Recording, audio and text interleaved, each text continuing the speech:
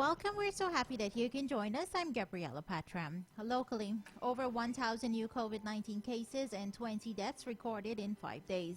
In the first 5 days of the month of October, Guyana has recorded just over 1,100 new COVID-19 cases and a total of 20 deaths. The trend remains worrying for health officials who fear that the current spread of the virus could continue for weeks if more persons do not get vaccinated and follow the COVID-19 guidelines. The Ministry of Health has reported that regions 3 and 4 continue to be the hotspot regions, recording more than 80% of the new cases. In the past 24 hours, Region 4 alone has recorded 136 new cases, while Region 3 has recorded 52 new cases. Health officials believe the continuous flaunting of the COVID-19 safety guidelines is to be blamed for the continuing rise in new cases. The total number of active cases stands at 3,704, with 34 persons in the COVID-19 intensive care unit.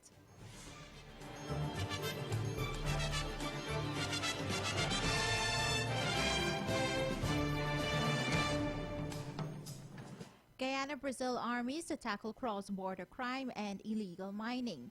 With a strong commitment towards strengthening border security as neighbors with a common frontier, military officers of Guyana and Brazil have commenced discussions at the 24th Regional Meeting of Military Exchange.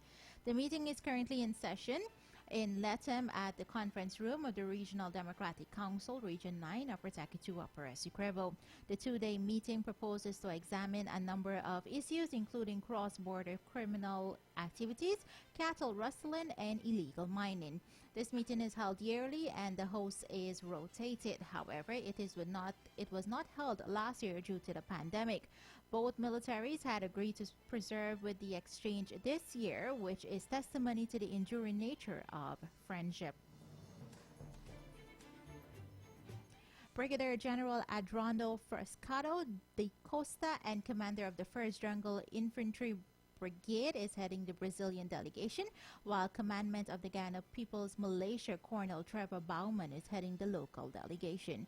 Guyana and Brazil established diplomatic relations 53 years ago.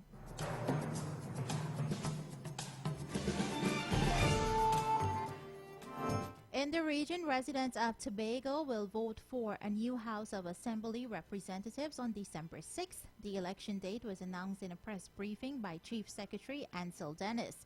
It's Tobago's second THA election in 1 year. Back in January, the vote ended in a 6-6 deadlock between the People's National Movement (PNM) and the Progressive Democratic Patriots (PDP). The deadlock led to a push for the Tobago Self-Government Bill and order adjourning legislation to be completed and passed.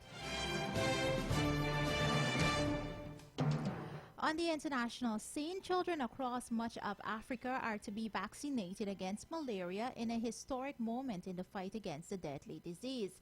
Malaria has been one of the biggest scourges on humanity for ages and mostly kills babies and infants. Having a vaccine after more than a century of trying is among medicine's greatest achievements. The vaccine, called RTS-S, was proven effective 6 years ago. Now, after the success of the pilot immunization programs in Ghana, Kenya, and Malawi, the World Health Organization says the vaccine should be rolled out across sub-Saharan Africa and in other regions with moderate to high malaria transmissions. Director General of the World Health Organization said it was a historic moment.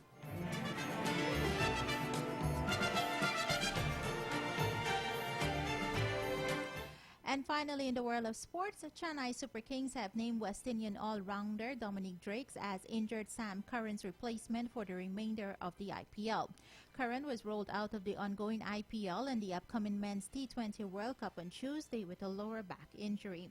Drakes, who was with Mumbai Indians as a net bowler in the UAE, will join Super Kings, who have qualified for the playoffs ahead of their last league match against Punjab Kings on October 7th.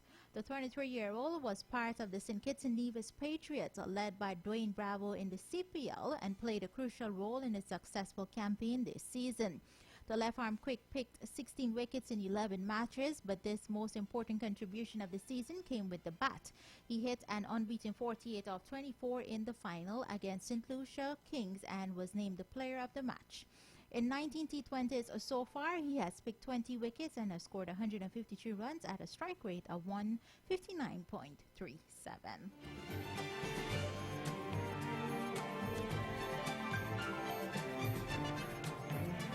And that's the 93.1 Real FM News in detail. Credits to News Source, Newsroom, BBC, and ESPN.